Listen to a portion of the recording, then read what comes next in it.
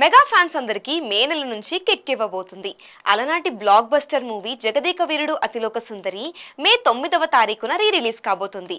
Fantasy కథగా వచ్చిన ఈ mega block buster Chiranjeevi career లో ఒక మైల్ స్టోన్ గా నిలిచిపోయింది. అయితే మే మంత్ మొత్తం మెగా అప్డేట్స్ తో నిండిపోతుంది అని సినీ మ్యాగజైన్స్ కోడై కూస్తున్నాయి. అదేంటో చూసేద్దాం.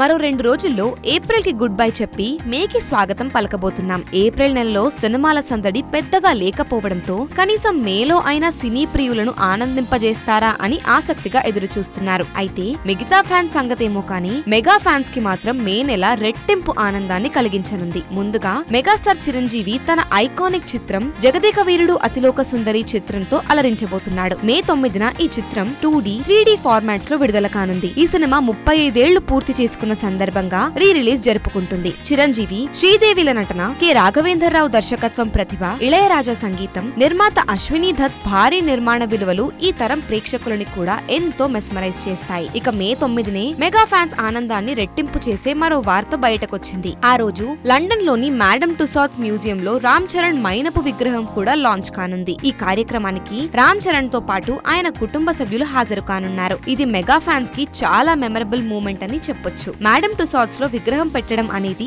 ఆషామాషి కాదు. కొందరు సినీ సెలబ్రిటీలకే ఆ అవకాశం దక్కింది. ఇప్పుడు ఈ లిస్ట్ లో రామ్ చరణ్ కూడా చేరడంతో ఫ్యాన్స్ ఆనందం వ్యక్తం చేస్తున్నారు. రాయల్ ఆల్బర్ట్ హాల్లో జరిగే RRR లైవ్ ఆర్కెస్ట్రా పర్ఫార్మెన్స్ కు కూడా రామ్ చరణ్ హాజరు కాబోతున్నారు.